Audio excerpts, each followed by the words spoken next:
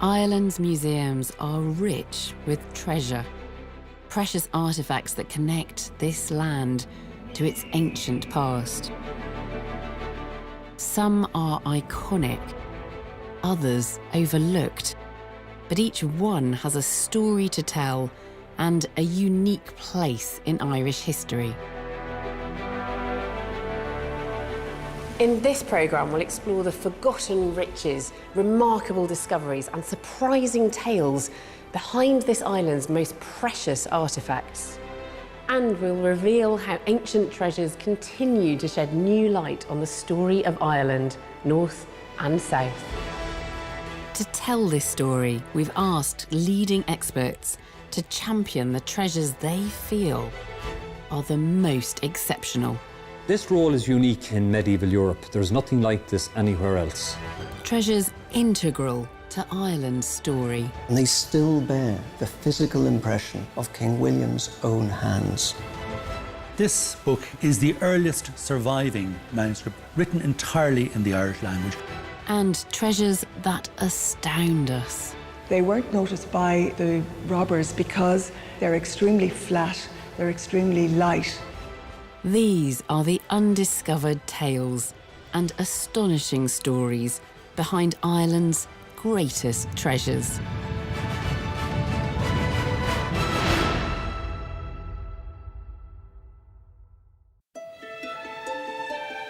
Dr. Gavin Hughes and I have been given full access to the island's two largest museums, the National Museum of Ireland in Dublin, and here, the Ulster Museum in Belfast. Here we come over to the Bronze Age. Oh, look at this gold, that's wonderful. Well, I quite like the battle axes, but that's just me. Using this incredible collection, we're about to uncover the stories behind Ireland's best-loved artefacts. And we begin with this island's most celebrated treasure. Jewellery from medieval Ireland that would shape history in modern Ireland. No country in the world is as closely associated with the Celts as Ireland is, but that wasn't always the case. And there's one iconic treasure that helps to tell the story of how, in the 19th century, Ireland put the Celts at the heart of their national story. That treasure is the Tara Brooch.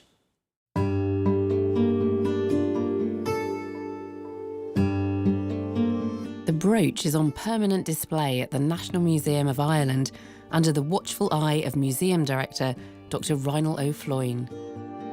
The Tara Brooch is probably the single greatest treasure in metalwork that survives in Ireland. It is effectively the equivalent in metalwork of the Book of Kells. It was exceptional in the early 8th century when it was made and remains an exceptional piece today. Modern jewellers are still confounded by some of the techniques used in its manufacture. Even the name, the Tara Brooch, has a majestic feel, conjuring a bygone Ireland of ancient kings ruling from the island's most famous royal site, the Hill of Tara. But these are only romantic connections, not based on fact. The Tara Brooch, in fact, has nothing whatsoever to do with the Hill of Tara, the reputed seat of the High Kings of Ireland. It was actually found some miles away at the coastal site of Bettystown, County Meath. Soon after it was found in 1850, the brooch was sold to Dublin jeweller George Waterhouse, who saw its commercial potential.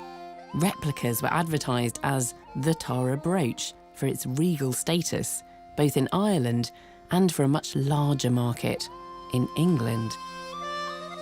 He presented the brooch to Queen Victoria within a couple of weeks of him acquiring it. He then marketed the brooch under the title the Royal Antique Irish Brooch. So it was doubly associated both with the High Kings of Ireland and with Queen Victoria. The Tara Brooch had become a fashion symbol, and by the turn of the century, adverts were in every newspaper, even in theatre brochures for plays by W.B. Yeats. But the significance of the Tara Brooch was changing. As Irish nationalism rose, this treasure rose with it, becoming a symbol of resistance. During the Easter Rising, it was literally a badge for certain rebel groups. So here you have this brooch on the cusp of the changeover from the fashionable 19th century wearing of archaeological jewellery, the rediscovery of an Irish national costume, and moving into the political nationalist arena in the early 20th century. The Tara brooch was at the centre of a Celtic revival, whether as a fashion item endorsed by the Queen, then replicated for the mass market, or as a symbol of Irish rebellion. This brooch has always been linked to a Celtic past, used to create a distinct Irish identity. I think the idea of Celtic identity is probably much stronger now than it ever has been. As proved by the Celtic revival, it's almost like a renewal of identity on a perceived past, and largely through the prism of the Tara brooch. And it's incredible how important artwork is to that construction of identity, I That's think. right. So this is a replica of that It is. wonderful brooch. I mean, it is really amazing. It's incredibly ornate. It is quite clearly. It borrowed from the reputation and then the whole symbolism of Tara. And I mean, you look at the front of it and you think that's pretty, fantastic to begin with. But the really interesting thing is you turn it over, and it's even prettier. That's beautiful. That's fantastic, isn't it? And this, of course, was the side of the brooch which would not be seen when it was being worn. So the wearer knew that it was there. The this wearer must have been knew. an object of, a really prized personal possession. Well, this is it, and you can quite easily see why, whenever it came to light in 1850, why there's a sudden kind of spiralling of jewellers saying, right, we're going to make things exactly like this. They're cashing in. They are I think, cashing in, Kevin. absolutely. These Tara-inspired brooches would become a fashion staple in Victorian times, but it's still big business in Ireland today. Modern jewellers capitalise on the Celtic designs that Ireland has become famous for. But in actual fact, the original Tara brooch was made hundreds of years after the Celts. Fortunately, the Ulster Museum has an artefact that is Celtic, made in the Iron Age. And, of course, here we have the, if you like, the real thing. This is the band disc, and this dates to the 1st century AD. This is what I would call proper Celtic artwork. So what I find interesting is that this is speaking of a connection with the continent, of a style of art which is there in Ireland and in Britain and across to the continent, whereas these brooches are a much more Western phenomenon. They're Irish, they're Scottish. There's inspiration perhaps coming through from the Iron Age, but also from other areas as well. And I know that art historians are really nervous about calling this Celtic art. It's what everybody thinks of as Celtic art. It's the traditional kind of idea, the stereotype of what Celtic art should be. This is it. And I think it reminds us that all too often we look at jewellery or we look at artwork perhaps as slightly frivolous objects, but they have immense political weight. The Tara brooch helped to forge Ireland's identity as a Celtic nation, but connections back to the Iron Age Celts are still hotly debated. There's little evidence of a Celtic invasion of Ireland. Ancient Irish art combines inspiration from the continent with homegrown ideas. The topic of the ancient Celts divides archaeologists to this day. But debate is a cornerstone of archaeology, as seen again with our next treasure. The story behind Ireland's most famous golden treasure cuts right to the heart of how we interpret our ancestors. It straddles borders, and it pits what we perceive to be modern truth against ancient myth. It is the Broighter Hoard.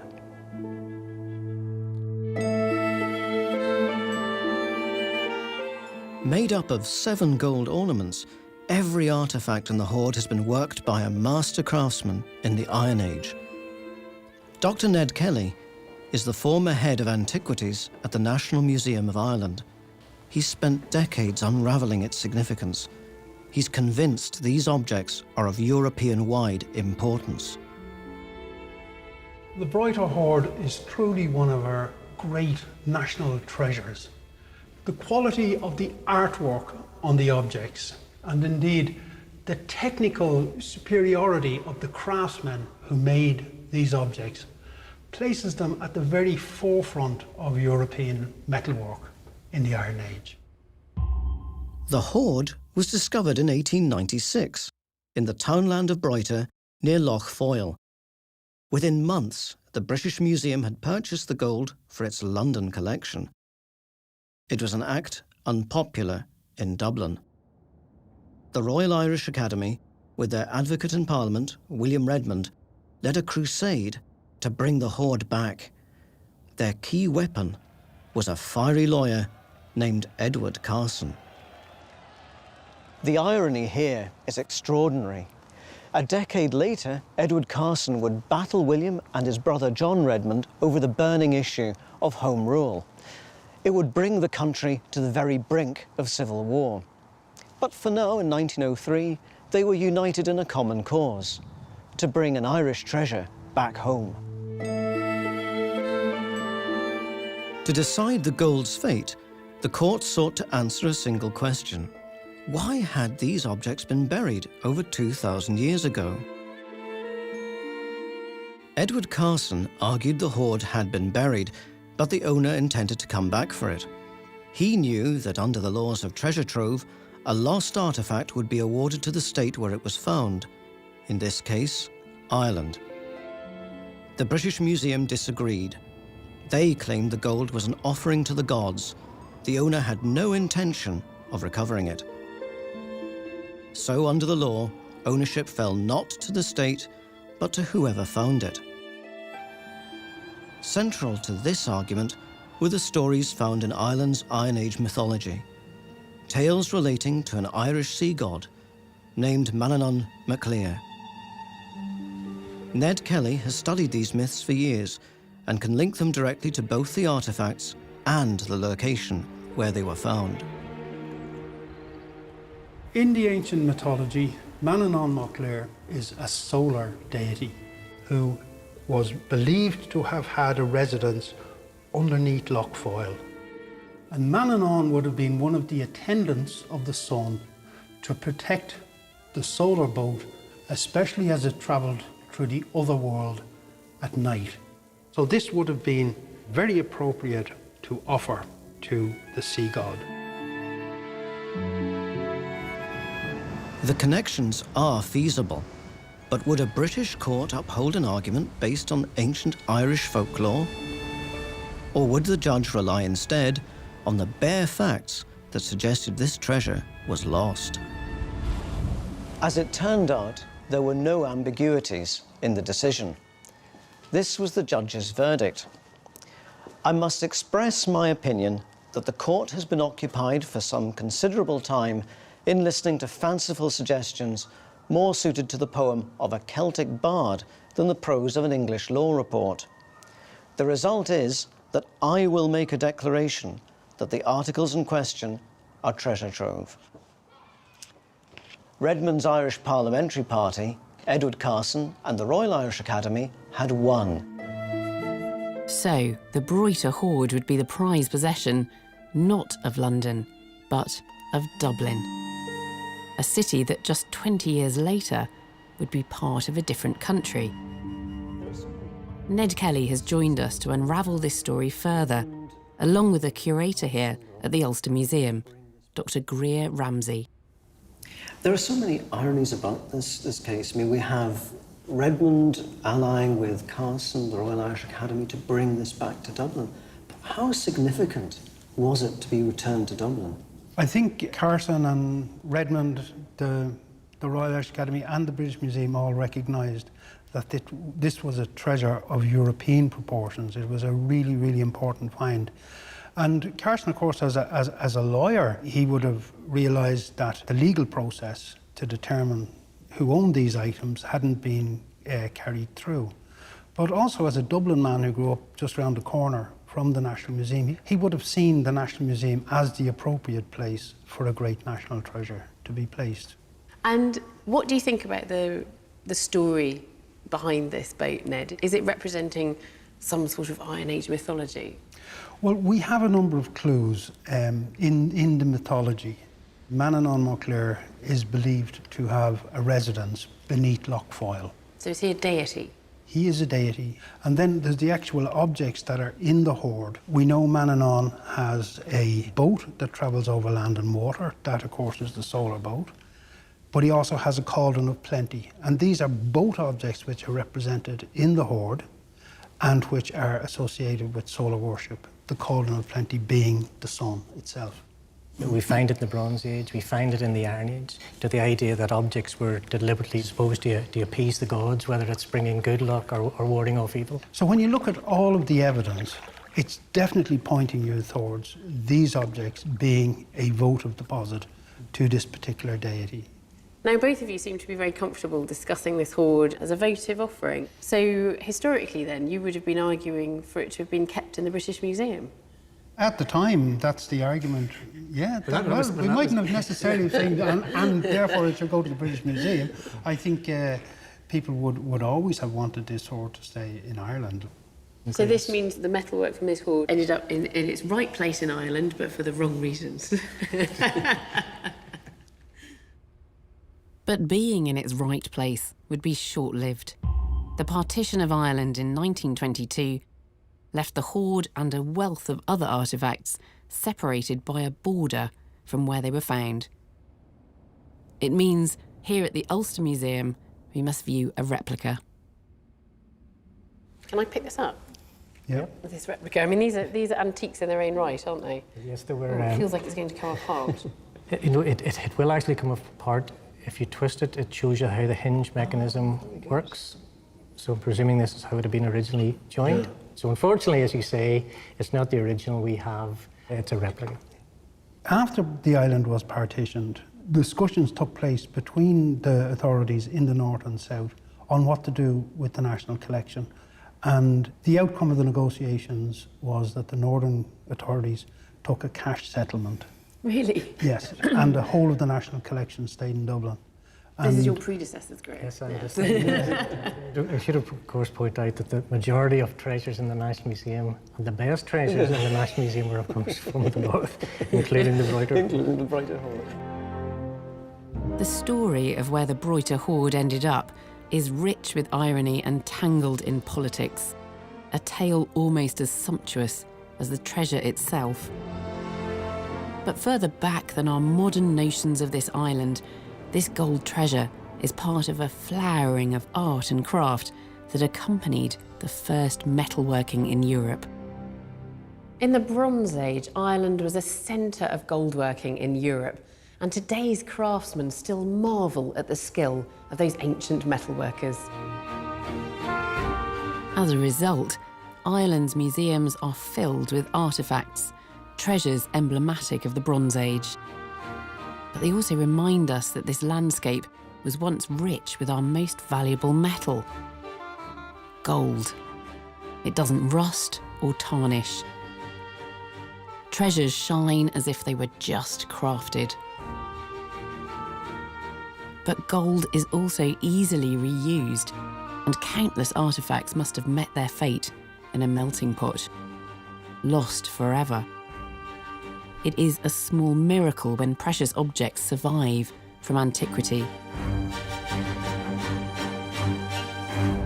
Our next treasure is not just one artefact, but dozens. Gold rescued from being melted down by an antiquarian before Ireland's National Museum had even been founded. Unlike the Broighter Hoard, this treasure would end up in London, a vital piece, in fact, in the British Museum's gold collection. But it all began in a small village in County Kilkenny. It was here in Piltown where Redmond Anthony started a small museum in the 1830s.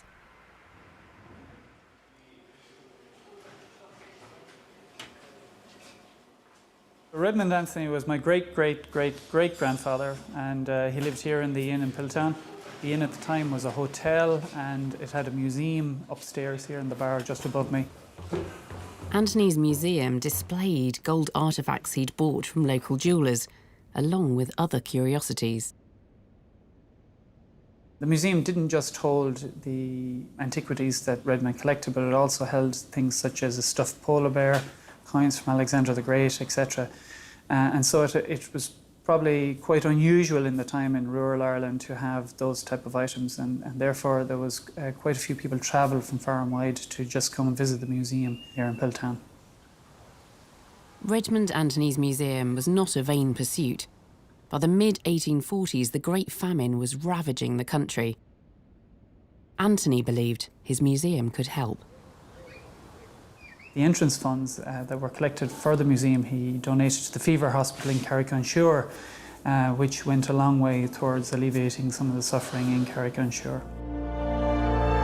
Redmond Anthony died in 1849, just as the Great Famine was coming to an end. His museum closed and his artefacts were sold off. But part of his collection would stay together, not in Piltown, but in London. Dr. Neil Wilkin is the curator of the Bronze Age collection at the British Museum. Mr. Anthony's son sold the British Museum around 50 objects from his collection. Two of the most fantastic objects that he collected were of Bronze Age gold, and we've got two of them here.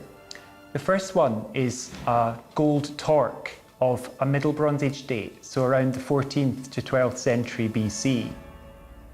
It's made from a single bar of gold that's been twisted in the hand from left to right, with these terminals left at the end and hooked back to fasten it. It would have been worn around the neck of a very important Bronze Age person. Objects like this torque contain valuable amounts of gold. Anthony kept close ties with jewellers, so when a treasure appeared, he bought it before it was melted down. This fantastic gold bracelet that would have been worn around the arm or upper arm. One of the clever features of this object is that it appears to be solid, but it's actually been made from a tube of gold, so it's hollow. And in that way, the Bronze Age goldsmith could create the appearance of something solid using far less gold than would be required to make it completely solid. Redmond Anthony's gold would help build the British Museum's Bronze Age collection. They still hold the list that came with the artefacts in 1849. I can read you a few of the objects from the list. So we have a flange twisted gold torque, a gold wire twisted bracelet, another gold bracelet, gold sleeve fastener and another of those, gold ring money and several more of those, gold wire twisted fingering, a golden ribbon torque. It formed the basis of the Bronze Age gold collection in the museum. To this day, scholars still come to the museum to learn about Bronze Age gold. Redmond Anthony is all but forgotten in Ireland. But his legacy lives on at the British Museum in London. An antiquarian who believed that this island's golden riches were worth saving. Many of Ireland's ancient treasures end up in the national collections through sheer good fortune, thanks to a keen-eyed ploughman or a lucky turf cutter. But the story of how our next treasure became known to archaeologists is more extraordinary, perhaps, than the treasure itself. And it all starts in a rural pharmacy. Sheehan's Chemist in County Roscommon has been an institution in Strokestown since the 1930s. But in 2009, this family-run business hit headlines around the world. I got a knock on the door. I was in bed at the time, 20 to 8 in the morning. It was the 27th of March 2009, and it was a local Garda, and he told me I had unwanted visitors during the night. So out the hall door I went, and in the shop door. The gate was down, the door was wide open, and already there were 2 guards here, having a look around the place. As she slept, thieves had stolen the Sheehan family's safe. The contents locked inside. Despite the intrusion, Suneva thought only papers had been lost. Next thing the phone rang, and it was one of my sisters. And I told her what had happened. And she says, oh, what about Daddy's necklace? And I says, what necklace? And she says, oh, the gold one in the safe. And I says, oh, Sacred Heart. With the whereabouts of the necklace unknown, a frantic search began. Word spread around Ireland, eventually reaching the National Museum. Within minutes, I got a call from Mary Cahill in the museum to say she was coming down. And herself and Ned Kelly from the museum arrived, I'd say within 2 hours. They were here with 2 books, and the 3 of us went into the kitchen. Together, they set about pinpointing exactly what the necklace was and how important it might be. We opened up the books, and I identified this lunula, which is the first time that I heard the word, and these 2 discs. And Ned Kelly, when I pointed out what they were in his books, he was hopping on the chair, and he got highly, highly excited. And I thought he was really going to levitate up and hit the ceiling. I'd have to scrape him off it. But at the same time, I got such a fright, because it was only then that I realised, like, the importance of these items. The necklace was in fact a priceless gold artefact. This new information kick-started the search. Within days, the Gardaí had a breakthrough. There were 2 lads from here going to work early that morning, around 4 o'clock, and they noticed a van up and down the street acting suspiciously. So they took note of the number and they rang the guards. So at least the guards had that to go on. The tip-off would lead to a discovery. The contents of the safe had been tossed in a skip in Dublin. I got a call then from the guards in Roscommon, and they invited us up to the Garda station to view it. And it was funny to see it laid out in these cardboard boxes with tissue paper and white gloves beside it. I've never even handled the thing. I've never even had it in my hands. For the National Museum and Keeper of Irish Antiquities, Mary Cahill, finding the gold was fantastic news and incredibly lucky. They weren't noticed by the robbers because they're extremely flat, they're extremely light, and they were on a piece of card wrapped in brown paper and looked, to all intents and purposes, like a large letter or envelope. So they were recovered intact and undamaged. Even more amazingly, the hoard contained not only the lunula, but 2 gold sun discs, pulled from a bog together in Cogglebeg back in 1945. The Cogglebeg hoard sheds new light on our Bronze Age ancestors. Well, we're talking about the period around perhaps 2200, 2300 BC. This is when gold working was first introduced to Ireland. So any object of this type during this period can be truly called a treasure in its own right. It's made of gold, it's very finely worked, it is a treasure. However, in the case of Cogglebeg, we have the additional value of the discovery of the gold discs and the lunula together. Discovering them together connects 2 distinct artefacts like never before, and means that this chance discovery from Sheehan's chemist could rewrite how we see our Bronze Age ancestors. But there are still more mysteries to this story. How did it end up in a pharmacist's safe? And were archaeologists at all aware of it before it was stolen in 2009? We had no notion whatsoever. The man who found it was a local farmer called Hubert Lannan, and he used to buy products from Sheehan's chemists, and he was known to have an interest in history. So Hubert Lannan sold the items to Mr. Sheehan. Presumably they were just forgotten about then. That was the thing, they were tucked away, and being so light and wrapped in paper. Yeah, they were just in an envelope with cardboard backing to it, and there was a lot of paper in the safe. I went through all the stuff that was recovered from the skip in a Garda cell in Roscommon. Hoping to find another couple of lunulae tucked between some pages. Well, not quite, but what I was looking for was details as to where he had acquired the objects. What Ned found was vital evidence that the lunula and the sun discs had been found together in the bog at Cogglebeg. And is that the first time then that a lunula has been found with discs? It's the first time we can say for certain. We had always suspected that they were associated objects, but of course, never having found them together, you couldn't prove that. So these are two lunula from our collection, which are similar to the Coglebeg hoard. They look incredibly thin, actually. It's easy to see how they were passed over by those robbers. Yeah. Pick this one up. Oh. It's thin but very heavy. I mean, you feel the weight of the gold as soon as I've got it there on my fingers.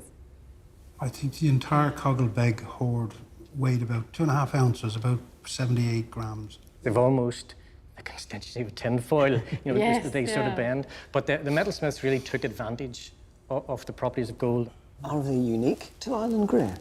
There's in around 100 lunula known in total, and it's estimated that around 80 are from Ireland.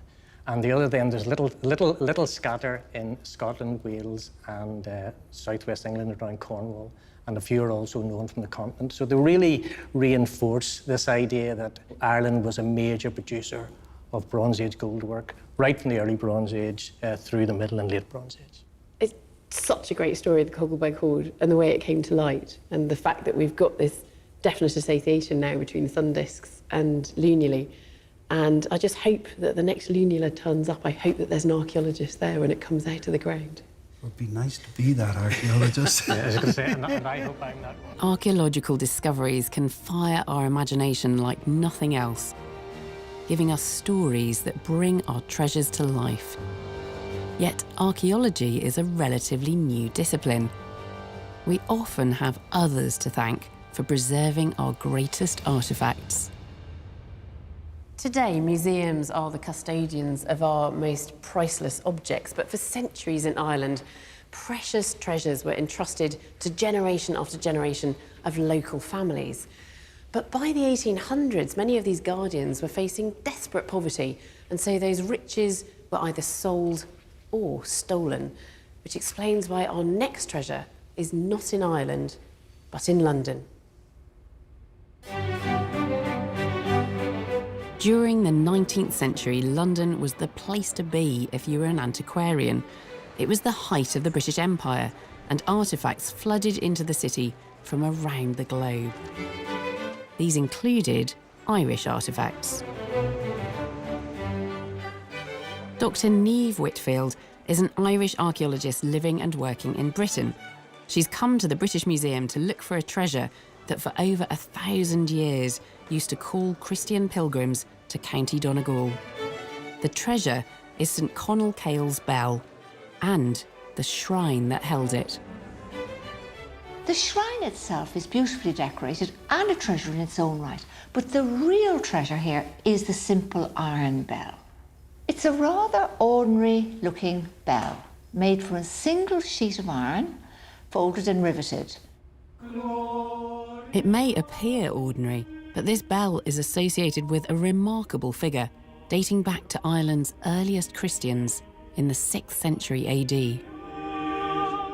Legend has it that the bell belonged to St Conall Cale. He'd been a stonemason, but he murdered his father, did penance, came to God and founded a monastery on Inishkeel, an island off the coast of southwest Donegal. St Conall Cale would be redeemed and his monastery flourished. This bell is part of his great legacy. But it also reflects a transformation as Christianity took hold of a pagan Ireland. Such bells form part of what was probably the greatest change in Irish history, because they were used to carry the Christian faith to an island at the extreme edge of Europe, as far west as you could travel in the early Middle Ages. Here, on the edge of the medieval world, Conall Cale's bell served a sacred purpose, calling Christian pilgrims to a holy site. It was venerated for centuries during a pilgrimage to the island of Inishkeel, right up to the 19th century. To the pilgrims who venerated it, being in the presence of the bell was seen as a means of salvation. For centuries, the bell itself was saved. Kept by the O'Breslin family in Donegal, they were believed to have descended from Conall Cale himself, entrusted with protecting this precious treasure. Relics like this survive into modern times because they were looked after for centuries by hereditary keepers. The senior O'Breslin would hold the bell forward to be kissed by pilgrims, saying, "A penny for me, and you may kiss the bell." The O'Breslins were the custodians of St Conall Cale's bell right up to the 1850s, when poverty forced the family to sell the treasure they'd guarded for over 1,000 years. Today, it brings us back to a time when Christianity was transforming Ireland. Monasteries flourished as the gospel message spread to all corners. The artefacts reflect this change, and here in the Ulster Museum is one of Ireland's greatest religious treasures, the Clonmore Shrine. It dates to in around the 7th century. Right. So this is at a time when Christianity had arrived in Ireland. And with Christianity also came writing, but also the church demanded fine pieces of metalwork. It's remarkably intricate and detailed and so small. But what do you think it was used for? This was designed to hold the relics of a saint. And by the relics of a saint, I suppose we are thinking about a piece of hair or a bone or a tooth. So we can imagine that if I'm the abbot of Armagh, what do I need? I need a bell, a book, I need my crozier, but I also need my shrine. The Clonmore Shrine was made during a time when Irish monks were gaining renown across Europe. At the centre of this monastic movement was the city of Armagh, close to where the shrine was found. It was to Ireland what Rome is to Italy at the time. And we're told that one of the reasons why Armagh was so important, it had, we were told, the relics of St. Peter, St. Paul, St. Lawrence, and one that I never get tired about saying, it also said that Armagh had the blood-stained sacred linen cloth of our Lord. So it had the Armagh shroud before the Turin shroud. But we can imagine these small bits that people believed, I suppose, were imbued with powers, were hidden inside the shrine, and that's what gave it its power. The Clonmore Shrine dates to a time when Ireland is often called the land of saints and scholars, when Irish monasteries gained prominence as bastions of knowledge. They would preserve ancient scholarship for centuries to come.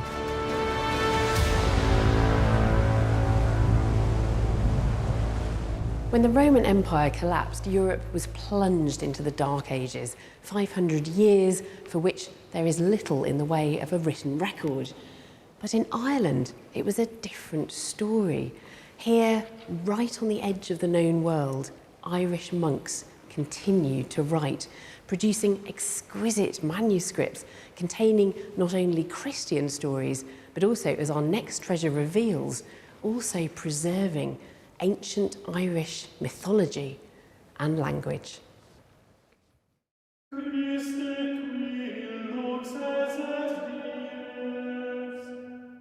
Everybody's heard of the Book of Kells. It's so majestic.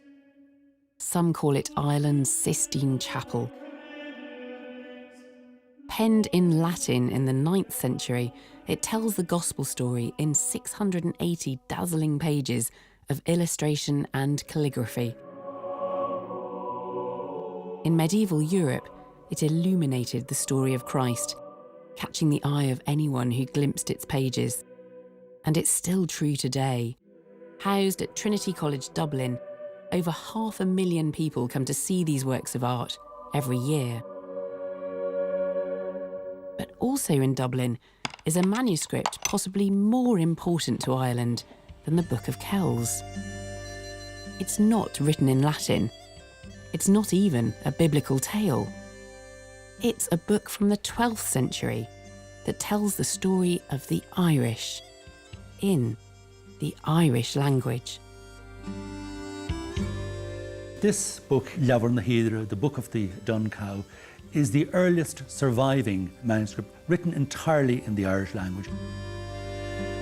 Legend has it was written on the skin of a cow belonging to St. Kieran, the founder of the monastery of Clonmacnoise. In monasteries across the country, the story of Christ was spread through the written word. But this book is not Christian. In these pages are the ancient stories of pagan Ireland. These tales are set in Ireland's pagan, pre-Christian past, but were written by monks in monasteries who showed a great interest in this aspect of Ireland's prehistory, in the characters, the pagan characters, in their customs, their way of life, and were totally at ease in dealing with this, even though their own message was a Christian one. Recorded in this book are the mythological stories that bring to life the heroes of Iron Age Ireland. The most important is the Epic of the Tarn, led by the earliest champion of Ulster, Cuchulainn.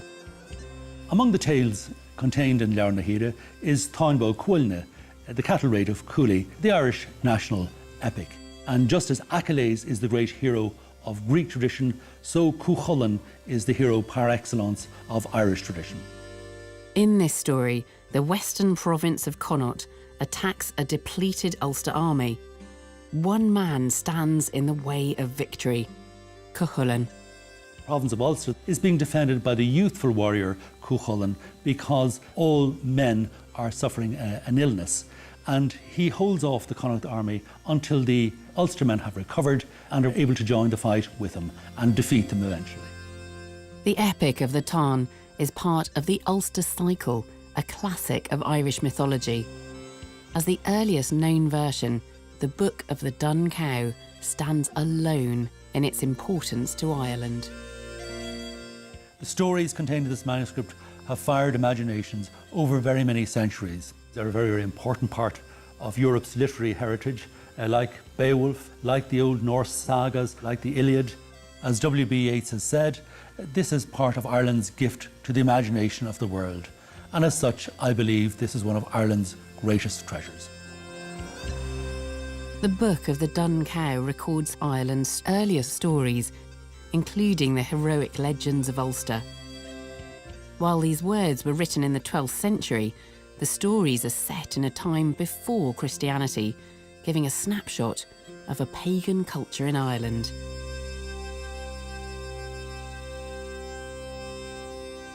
Dr. Peter Smith is an expert in these ancient Irish manuscripts. These are wonderful stories, aren't they, Peter? It must be amazing to be able to read them in the original. Well, the collection is absolutely fantastic, and of course the Dun Cow has that brilliant collection of the material from the Ulster Cycle. Why do you think it's written in Irish and not in Latin? For the sagas, the medium par excellence was the Irish language rather than Latin. They have a sense of themselves. They see themselves as a great civilization, and clearly the medieval Irish monks saw it as one of their functions to record as much of that seanachas, or inherited lore, as was possible. The monks were discovering their ancient past, inspired by the great works of literature they'd studied in Europe. The Irish monks brought into their collections the books of classical literature that had survived from the final years of the Roman Empire. And they realized it's all right to have a pagan past. And if that was good enough for the people of continental Europe, surely they could find a place in their hearts for their own ancient literature. And from that, they are beginning to construct the national history. It's interesting, isn't it? Because what you're saying is that the mythology is being transformed into history rather than the other way around. Yeah, exactly. The medieval monks, they found themselves without a written record for the very early period. And this material acts as history in that sense. My guess is that they probably saw this as fiction. But they undoubtedly felt that there was some foundation of historical truth to it. And I think that they held it in great esteem indeed. These tales, whether fact or fiction, were now part of Ireland's story, and in more modern times would help to restore a lost heritage. This material, for a few hundred years, became kind of the preserve of the Irish-speaking world. In the final years of the 19th century and the early 20th century, the figure of Cuchulainn becomes the very embodiment of the Irish hero. If the Finns have their great sagas and the Norse people have their sagas. We have our saga in the form of the cattle raid of Cooley, the Tyne Bó Cúailnge, and it is, I suppose, the national epic. And I think it's interesting with stories that there's an evolutionary element to this, that good stories endure, and that these are obviously very good stories. They're persisting down through the centuries. They still speak to us today. These Irish myths, written down in the early 12th century, have become part of the great tradition of classical literature, chronicling the story of ancient Ireland. But less than a century later, that story would face turmoil. In 1169, invaders from Britain landed on the east coast of Ireland. It's often taken to mark the beginning of an English-Irish struggle present to this day. But as history records, this relationship was not always how it appeared. Many of this island's treasures have been made to serve political purposes at some point in their history. Works of art used as pieces of political propaganda. But our next treasure is a piece of political propaganda that looks like a work of art.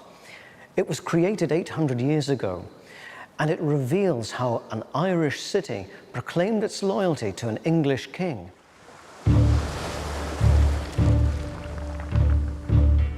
The great port city of Waterford. It was here where some of the first Anglo-Norman invaders landed. By the 14th century, this was a royal port, the trade link between England and Ireland. Waterford had a monopoly. But there was competition, and the struggle for economic power would produce Waterford's greatest artefact.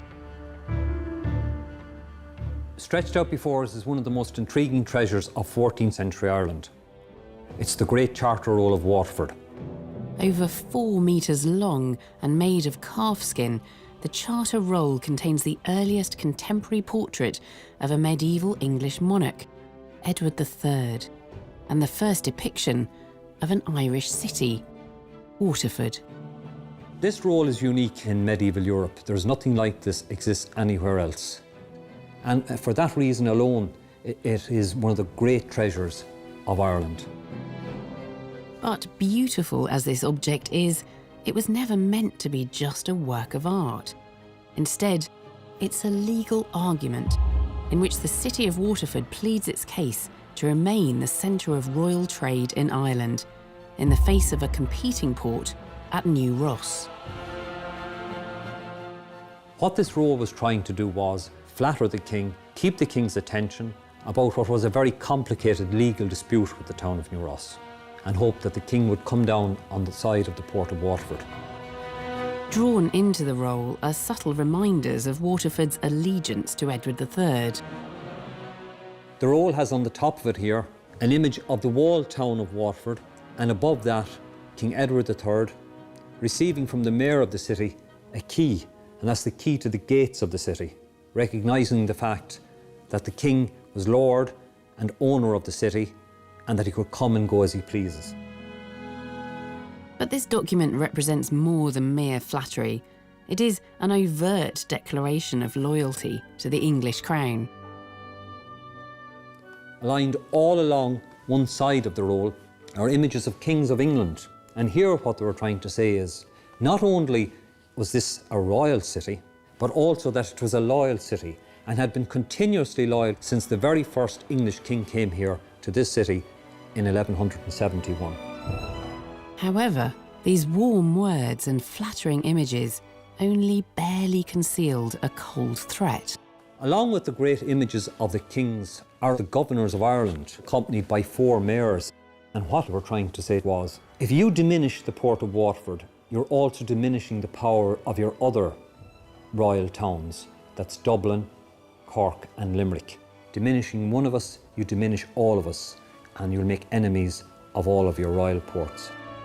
The threat would work. King Edward III kept Waterford a royal port, clinching the city's monopoly on trade.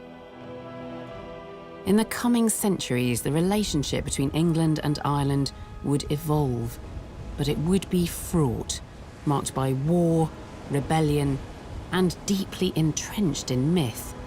Seen clearly in our next treasure, an artefact from Ireland's most famous battle.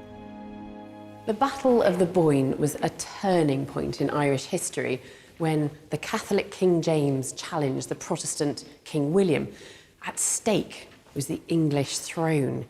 But the legacy of William's victory was felt most strongly here in Ireland, where 300 years later, it is still a symbol of religious divide. But like most histories, this story is not as black and white as it seems.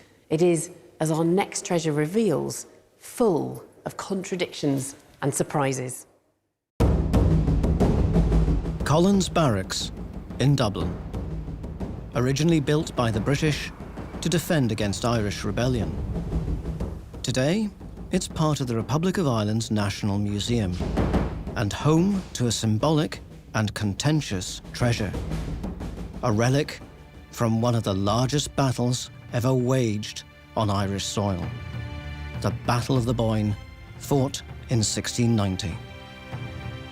They've suffered the ravages of use and time, but these doeskin gauntlets, so beautifully made, were actually worn by William, Prince of Orange. It's very, very tempting to imagine King William wearing these very gauntlets as he rode out to battle that hot summer's day in July 1690. King William is heralded for his victory at the Boyne, where he crushed King James and his Catholic army. For some, these symbols of his leadership have become sacred. Whether or not these are actually battlefield artifacts is almost irrelevant. These are intensely personal items, and they still bear the physical impression of King William's own hands. His well-used gauntlets are important artifacts, but it is the legend of Protestant King Billy that has become folklore. King William's myth has grown over the centuries. His victory over James at the Boyne has been heralded as a largely Protestant triumph. Today, the mythology surrounding William of Orange is one celebrated every year. But, in actual fact, this story is not simply bound up in a religious divide. The Battle of the Boyne was a European battle, and the soldiers who fought in it were united by a complex set of political and military alliances, often not based on religion at all. King William had the support and backing of the Vatican, whilst German Protestants fought on the side of King James II. So this battle is anything but clear-cut or black and white. Even the story of how this treasure ended up in Dublin is unexpected. 2 days after the battle, William gave his gauntlets to a friend near the battle site in County Meath. He had stayed the night at Lismullen House, the home of Sir John Dillon, a very trusted officer to whom he gave these gauntlets, and it would have been a very significant gesture. They stayed with the Dillons for over 200 years, a treasured gift from a king. But in 1923, they were rushed to safety during the Irish Civil War. Lismullen House was an obvious target. The Dillons were traditional landowners with close and established ties with the English aristocracy.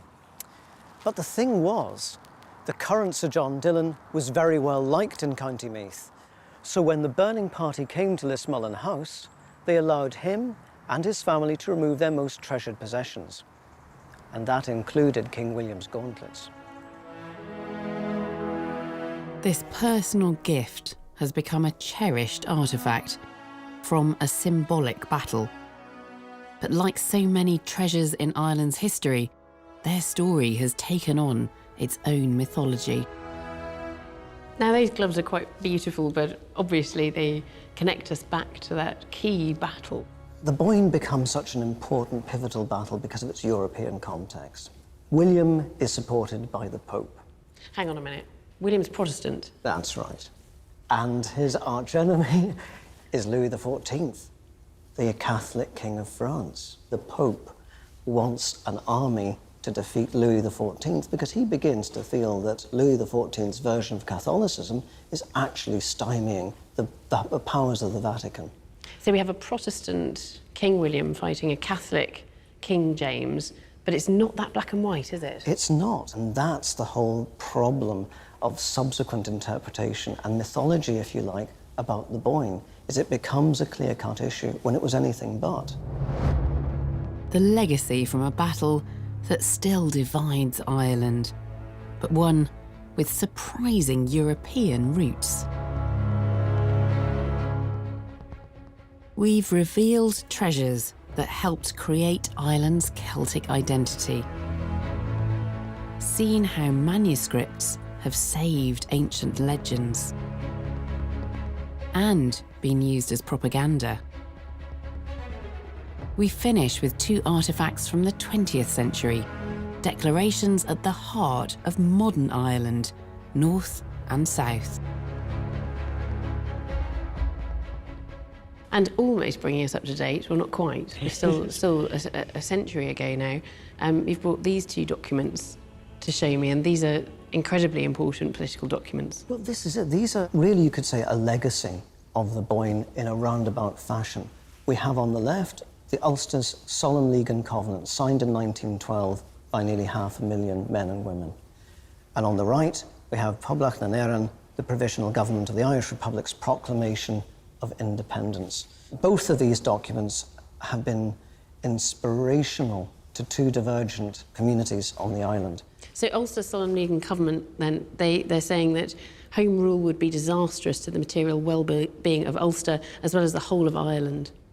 That's it. Which is completely the opposite. Completely the opposite. You couldn't get two parallel opposites if you tried, Alice. This one says, we are Irish and we will fight anybody who tells us any different. And we can see the ironies in the way that, for example, the Broighter Hoard was handled by Edward Carson, whose very first signature on this, actually allying with a nationalist party to bring the Broighter Hoard back to Dublin. And of course, 1922, there's partition on the island, and that hoard ends up not in Belfast, where he signs this covenant, but in Dublin, where they've posted this up on the GPO. But I think it's fascinating all the way through, looking at all of the different treasures that we've seen. I mean, actually including these. I think these are part of Ireland's treasures, aren't they? Are interesting in the context of their own time, but they also remain incredibly significant and relevant to us today. That's it. We've witnessed this island's most iconic artefacts. Treasures that tell the epic story of Ireland, from past to present.